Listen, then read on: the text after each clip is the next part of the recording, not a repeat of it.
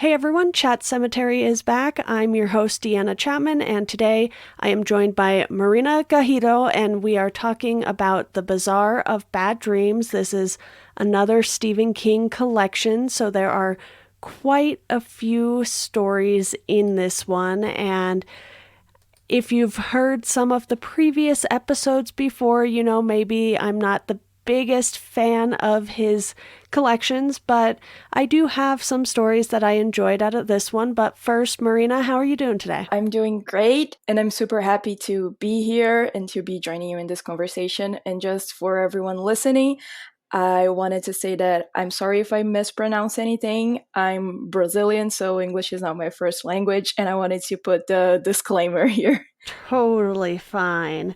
I'm terrible at pronouncing things, so, you know, when you read things and you don't hear them, it's a little difficult. But to just jump right in, and we probably won't talk about every single story, but I do like to talk about the stories that kick off the collections because I think, some thought goes behind the order of the stories, but especially, which one starts it and which one closes it out. So, Mile 81 for me was a very strong start to this. It was an intense story. You have all of these cars pulling up and this old muddy station wagon was just stopped here and people keep going up to it and the door creeps open. Nobody gets out, but then it sucks people in and you not only get to see a bunch of different types of people come up to it, but a bunch of different types of cars. And you have, someone who is pulling a trailer with horses. You have a family with kids, and the kids don't get out of the car. So then they see all of these things happen. And this is just such a traumatic story, especially from the kids' perspectives. Yes, absolutely. It gave me so much it vibes, and the fact that the kids kind of feel before their parents that something is wrong and that they should not approach the car, but the parents insist on doing it anyway. And then the 11-year-old boy that helps the younger siblings that are out of the car, and the fact that the car came apparently from outer space and this outside evil perspective, it just reminded me so much of it, and it made me so happy. Yeah, this was a really, really good start for me because I was like, okay, I really enjoyed this first story, so let's see how I kind of like the rest. And it's not to say that this was a bad collection by any means. I haven't thought any of them were bad per se. It's just that there were, a mixed bag of stories for me. And I did find that to be the same with this one. But Marina, is there a story that you want to touch on in sort of these earlier first handful here? I think Premium Harmony is one of the first few ones, and I'm usually such a huge fan of collections of short stories, especially Stephen King's, and I tend to like, if not all of them, like the majority. But Premium Harmony was really not it for me. I couldn't feel for any of the characters. The couple arguing, I didn't care about them. I didn't care about their lives, and I was just extremely upset that the dog died the way that he did. I was so angry. Right, because you have this couple and they fight all the time. They're going out to buy a present for someone in their family, and then the husband is in the car with the dog, but then gets out of the car and has this terrible thing happen. But he gets back to the car and realizes that he forgot the dog in the car because he was so preoccupied with so many other things. But it's like, if you have a dog, you have a responsibility to the dog. It's not like the dog could have gotten itself out of the car like a kid or something could have. But yeah, definitely upsetting. I just wish he had died too. I'm like, I hoped you had died with her, like after killing the dog. I hope you die too in a very gruesome way in a follow up story somewhere. Yeah, I will say that the next story, which is Batman and Robin have an altercation, was not remotely what I was expecting out of that title because it's about this man, Sanderson, and his father, who is, in a home and they go out to Applebee's. And it Yeah. kind of keeps coming back to this memory of when they went out for Halloween dressed as Batman and Robin. And even though it was kind of this nice little story, I was like, oh, yeah, that wasn't what I was expecting at all. Because then it kind of takes this turn and you see them get into this car accident and the dad just takes action. Go cycle. Yeah, and it's like, oh, okay, he stole a steak knife from Applebee's and killed this guy who beat the crap out of his son. It was just so bizarre. And I mean, this is, called the Bazaar of Bad Dreams. And I know those are two different spellings there, technically, for the words, but I was like, oh, okay, that's how this is going to go. And what I look for in the collections, honestly, is just some sort of through line. And I feel like that still gets lost here because you have stories that end up tying to the Dark Tower with Ur or you are. I'm not really sure how that one How is to pronounce pronounced. me either. I'm just like, eh. Yeah, and then you have his baseball story with Blockade Billy, and I was like, I kind of skimmed over that one, and I was like, I'm sorry, Stephen King, but I've never even watched a game of baseball. Like, I'm Brazilian. We don't do this. I'm like, what's happening? yeah, and I mean, I'll watch baseball, but it's not one of those things that I think interests me as a Stephen King fan to read his writing about baseball because he's done that before in other collections. Like he had this whole story about Owen's Little League game or something, and I was like, okay, that's cool. Love the family time for you, but this isn't what I read Stephen King for. But I want to back up a little bit and talk about Ur, which is a novella that was originally released for Kindle.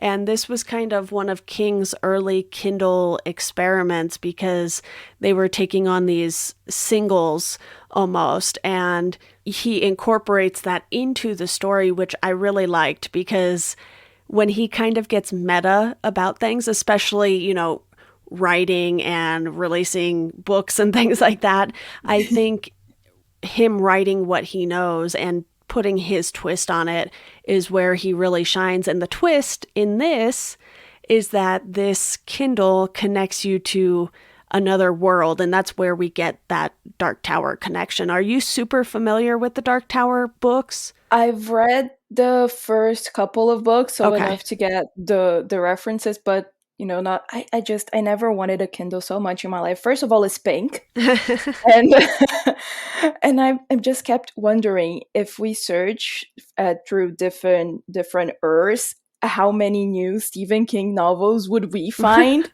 Right. and how different they could be.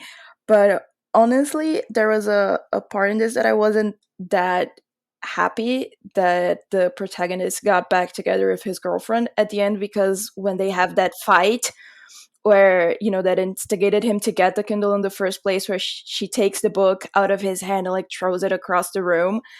I'm just a very cautious person, and I don't think that anyone that in the middle of an argument throws anything across a room, that's not a great sign, and it reminded me of other novels of his where most times a couple start with this little arguments and then it builds up and something tragic happens at the end. And this couple specifically, I'm like, not a great start. Maybe you guys will end up in another novel with a very different ending. Yeah, I took notice of that too because you have this guy who's super into reading and he's not really paying attention to his significant other, and that's what prompts that. But at the same time, you're kind of like, okay, clearly this isn't going to work out unless something fundamentally changes.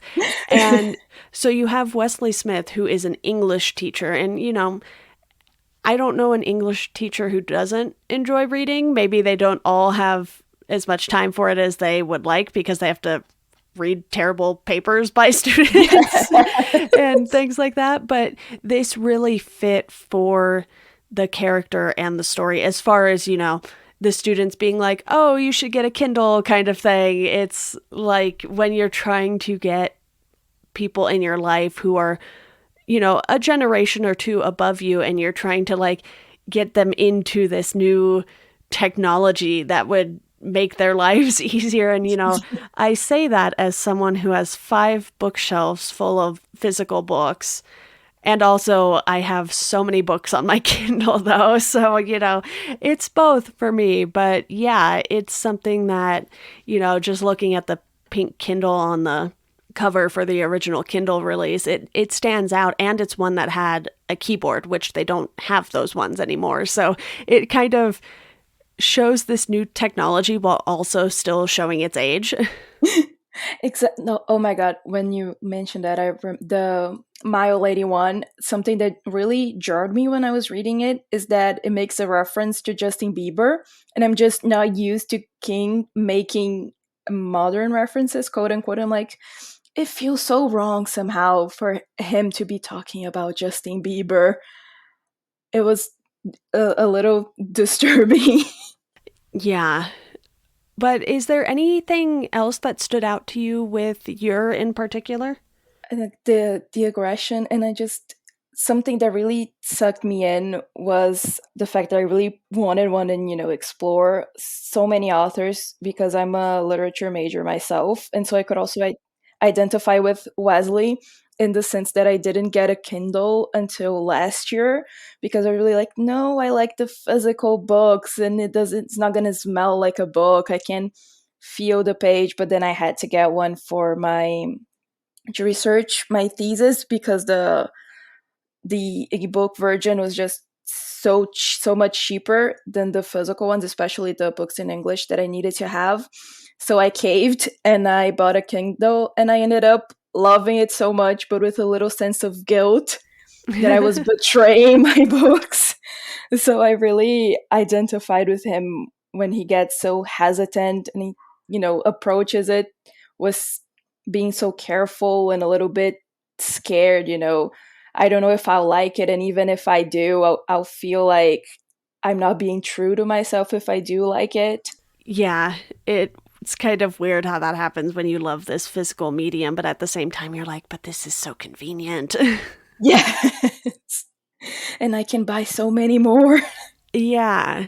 And it's funny too. I had actually read one of these stories before diving into this collection because Under the Weather, which is a couple after Ur, is actually included in the paperback edition of Full Dark No Stars, but not the hardcover edition, or I don't think the Kindle edition either. So depending on which copy of Full Dark No Stars you read, which is a novella collection of King's, you got that extra story. And I was reading through it and I was like, why does this sound so familiar? And then I was like, I've read this before.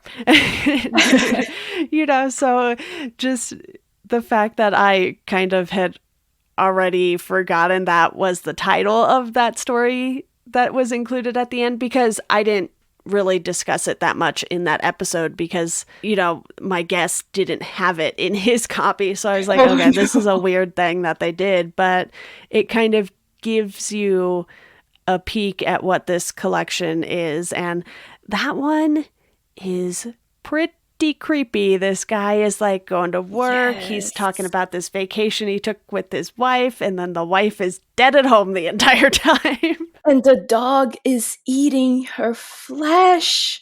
And again, I just feel so bad for the dog. Dogs aren't having a good run in this collection here, are they? Now, usually I'm pretty chill about reading Stephen King because I don't really care about what happens to the people in the stories. But the second they put a dog, I think one of the very last ones about the apocalypse, I just cried so much when he had to put the dog down because of the radiation poisoning. I cannot deal with dogs dying. I can deal with murder and people eating each other, but dogs. It's my line.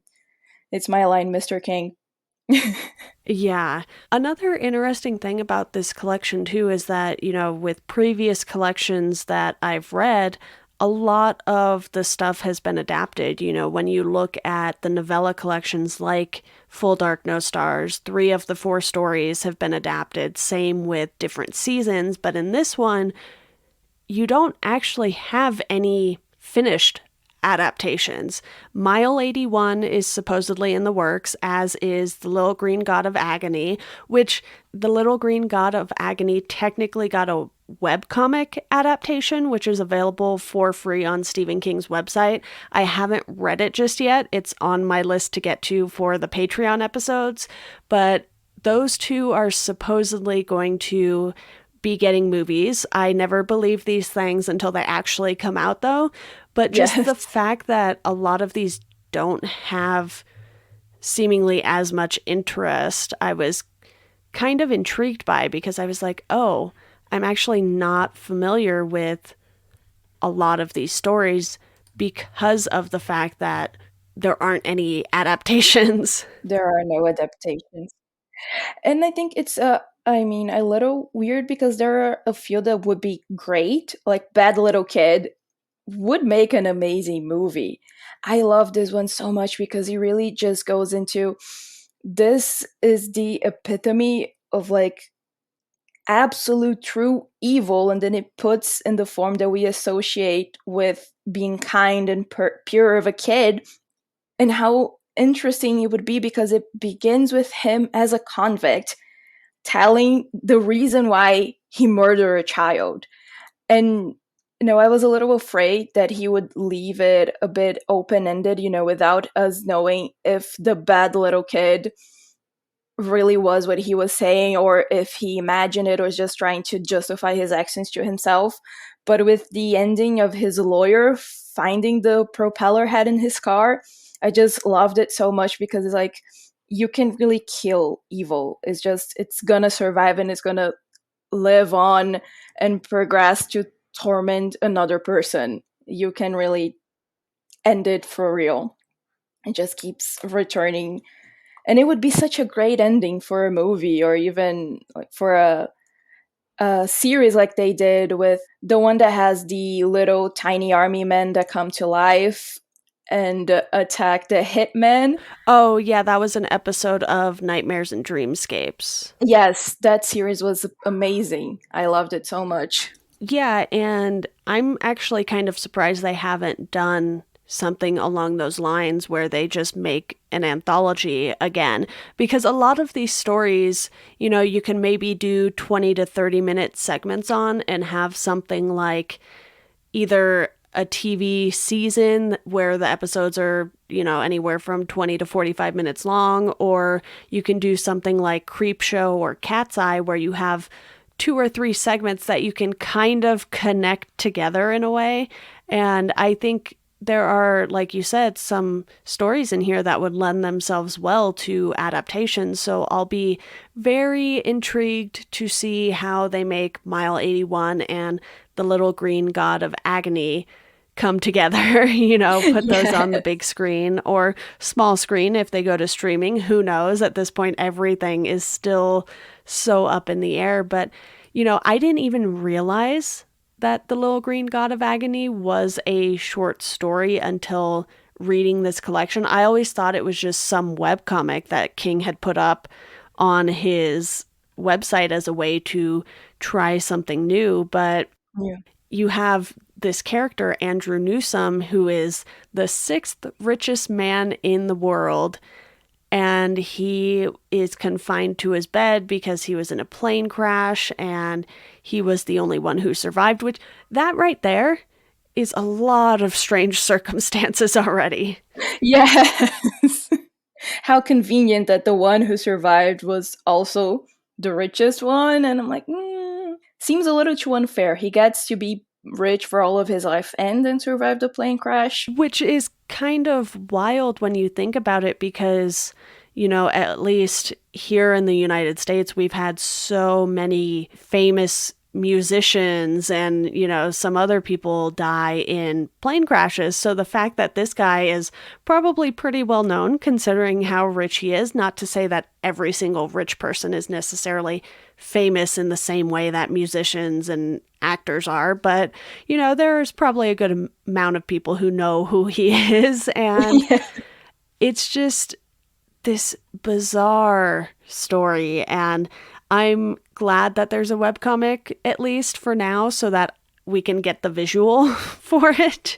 Because I think not only have comics been a great way to bring some King stories to life, you have the Dark Tower comics, the Stand comics, and a handful of others at least. So this makes me a little more excited to dive into the comic because I just thought it was its own thing. And to get the story now and then be able to go read that and see how it compares, that'll be really interesting. Especially like they have such a great opportunity with the Green God of Agony because it has such a gothic vibe. All of the help and the such a huge house, and it's a stormy night with thunder and clouds, especially like the gothic revival with the Haunting of Hill House on Netflix, and how it seems to be making its way back into horror movies. It has just such a potential to be a big hit, regardless of it being an adaptation of Stephen King or not. That if they don't screw it up, it can become like truly a beautiful, beautiful movie. Like I said, though, I don't believe any of these things until they are in front of my face and I can watch them. They're like, oh, we're remaking this and this and this. And I'm like, are you? Are you lying to me? I don't believe you.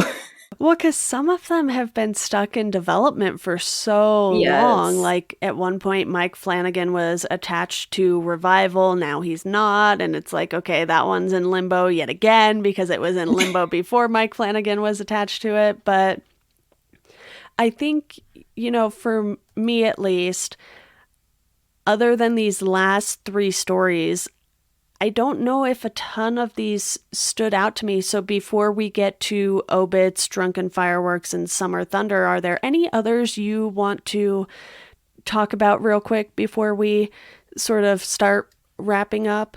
Just the cookie jar, I found it really interesting because the focus of the story wasn't really the magic cookie jar that just keeps refilling itself with cookies over and over again.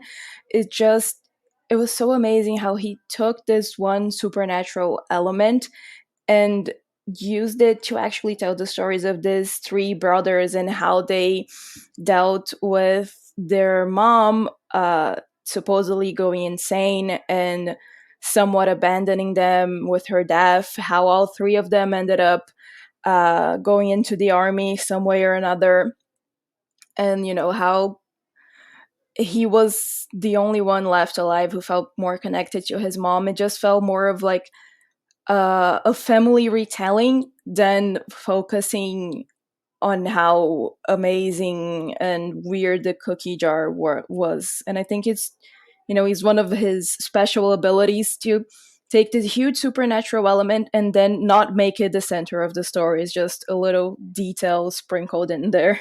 Yeah, absolutely. And, to kind of touch on these next two at least together a little, because I think you just have, these two stories before you get really, really dire. And, Obits is not a fun story by any means. You have this guy who writes these obituaries for people and he kind of does them in a nasty way because these people honestly seem like pretty terrible people, but then you have this twist that other people within Are a dying. certain radius with the same name are dying, and it just cranks everything up to 11. As soon as you find that Yeah. out, you're like, oh, this is kind of wild because it's only happening because of these obituaries that are being written, not because of the initial person dying. It's because of the writing afterwards.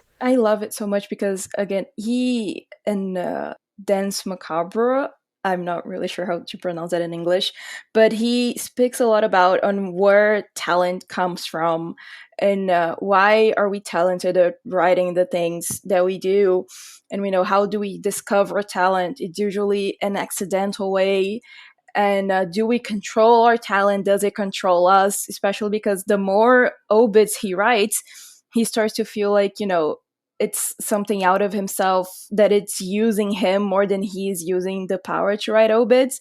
And I felt really bad when we found out, that several other people were dying, because I had got caught in the joy that, well, bad people were dying, horrible people that did awful things. And I'm like, well, I'm not too sorry that they're dead. I'm like, I'm kind of cool with it. And then he smacks you in the face with every action has consequences. And like, are you prepared to pay the price of the price of the consequences? And I'm like, oh, yeah, I don't think that's so cool anymore, dude. Maybe you should like stop it, please. No more. Yeah. Yeah. And he keeps telling himself, too, he's like, okay, this is the last one. And at the same time, you're kind of like, I don't know if I believe you, though. Yes, it's pretty. He becomes addicted to writing the obits, Yeah. and he's determined to stop. And then like, oh, just like one more, and then I'll stop. But it just becomes more powerful every time he does it. Yeah. This one, it was a fun read, but at the same time, you're like, wow, King went really dark here. And then, this next story, Drunken Fireworks, is a little more lighthearted, competitive family Yes. kind of story. And you have these two families. You have the old money family and the new money family.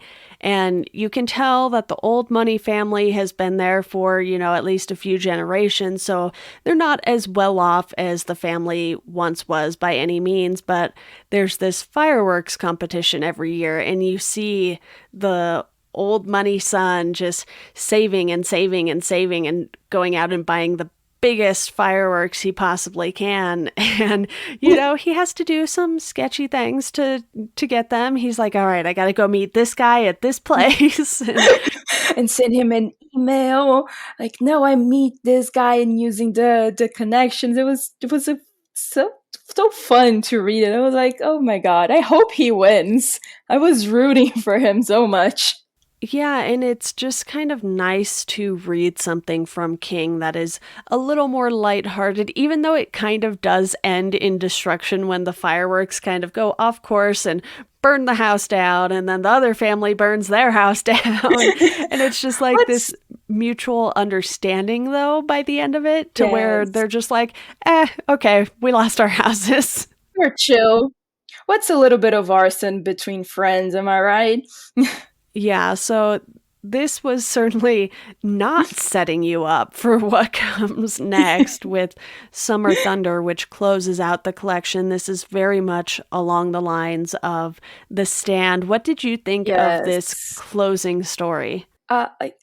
It was very much King in its style of, dealing with the apocalypse, and how, we kind of bring it upon ourselves.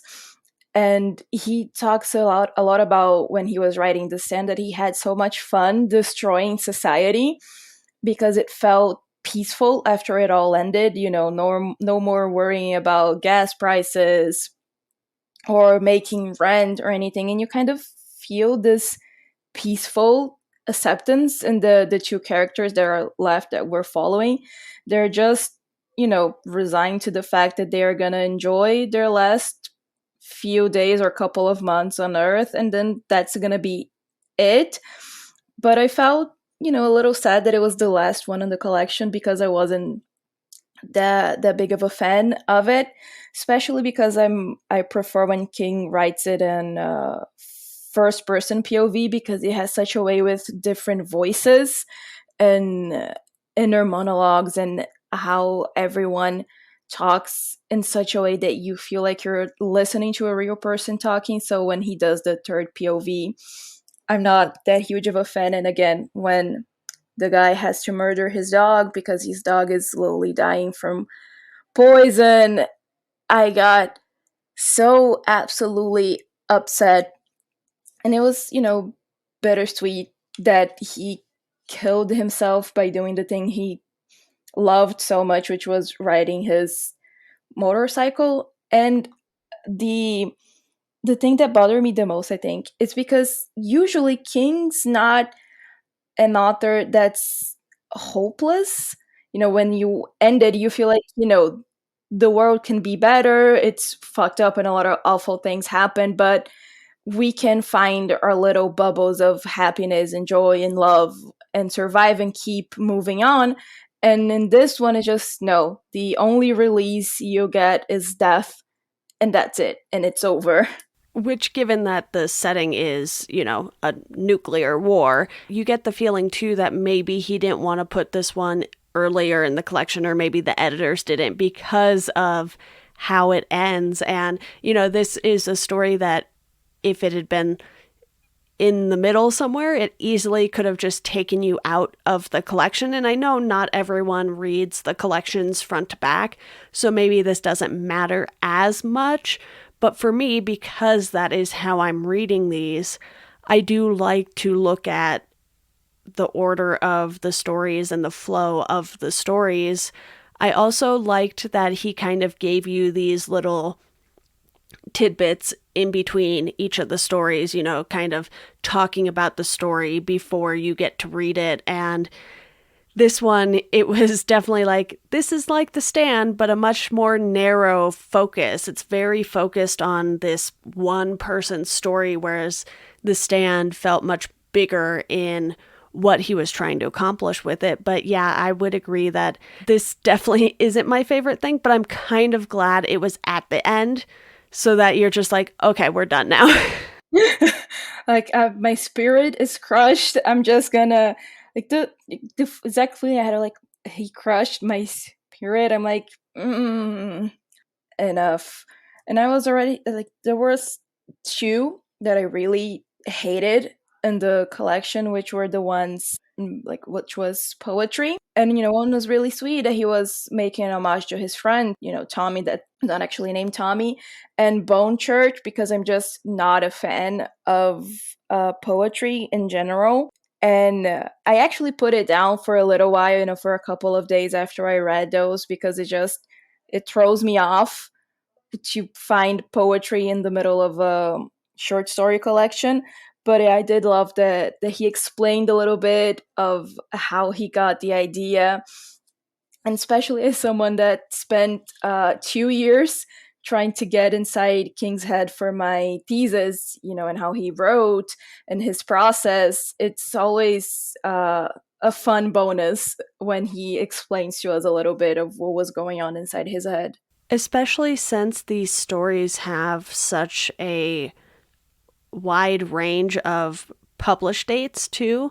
A lot of them were newer, but some of them hadn't even been published before, but you have these spanning over a handful of years. So, he could have been in a very different mindset in 2009 than he was in 2015, or, when you have stories like Obits, Bad Little Kid, and Mr. Yummy not even having been published before. So, I don't know the exact dates of when he wrote some of these, but it's not beyond King to write something and hold on to it for a very long time and then publish it in a collection. Yes. So, the fact that these are actually all for the ones that were previously published, at least pretty close together, I do think it's still nice to have that little explanation from him of his mindset and everything like that. But Marina, is there anything else you want to mention about this collection before we go here? Just the last thing was the basis of morality, because it really did make me question myself, because, like, if I was in such a bad situation and desperately needing money, like, what would I do for it? Especially, for example, if my mom was sick and in desperate need of treatment and I needed the money and someone offered, and they offer, but you have to do something that's illegal, but something that's not gonna be like permanent for the person you're hurting. She punched the kid in the face, which is awful. Yeah. And in normal circumstances, I would absolutely never do. But then again, like, how do you know what you are willing to give and sacrifice when you're absolutely desperate? Yeah, this one for me was just a little too weird. I was like, this is a very strange thing to ask someone to do for Yeah. money. Like, Yes. you're gonna run by a child, punch them, and run away, and Well, you're gonna get like thousands of filming dollars for this? That's and super weird. filming it. Yeah. But then again, it's like he holds so much power over her because of the money he's offering. And just the fact that he's offering that kind of money for her to do something so awful is already jarring. And then she chooses to do it. And then you see the ramifications in her life of how that one choice affected her life, her husband's life. And at the end, I was just like really questioning, what would you do if you were desperate enough? Yeah.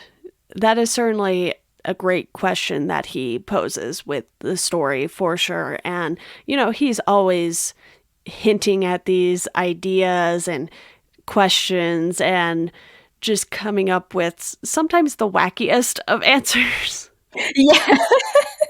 But even though his collections have not been my favorites, I will say I have liked the novella collections a lot more than the short story collections. And I know a couple things in here are considered novellas, but I'm talking, something like Different Seasons, where it's just four sort of bigger stories that are being told. And, you know, I believe I gave this a 3 out of 5 on Goodreads, which seems to be where I land with almost all of the collections. So, not the greatest thing, not the worst thing either. They exist and I can appreciate them. I love them so much. I love short story collections, in general, but especially King's, and it has like a special place in my heart because the first book of his that I ever read was his first short story collection, Night Shift.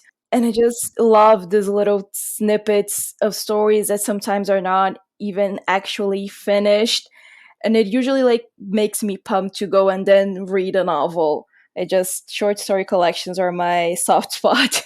I think for me, because of the fact that I'm not just dipping in for a story or two and moving on to something else, I'm reading it as a whole, they haven't had the kind of flow that his novels have. And I would have loved it if these collections would have been a little more themed out. Obviously, there are some themes to them with Night Shift in this one, for instance, but overall, it's just really hard to get through these because of how much things shift from one story to the next. It's not like, you're just moving on to the next chapter. It's like, oh no, this one's totally different from the story you just read. It's chaotic, and I love that, there's a huge part of him that is very much chaotic, and he's just throwing things at the reader and be like, see how you react to this and this and this. And it's usually at least interesting. Even if it's not pleasant, it's always interesting. Can't argue with that at all. Well, Marina, I think that's a perfect note to end on. Chaos.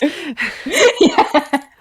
So thank you so much for joining me to talk about the Bazaar of Bad Dreams. I know I mentioned this to you earlier, but I am considering, coming back to these collections and maybe diving a little deeper into them 1 to 3 stories at a time and really hoping that they resonate with me more if I do it that way versus just plowing through everything like I have been. So thank you for bearing with me here. I know we didn't talk about all of the stories, but I think we touched on a good amount considering there are 20 in this collection. Yes.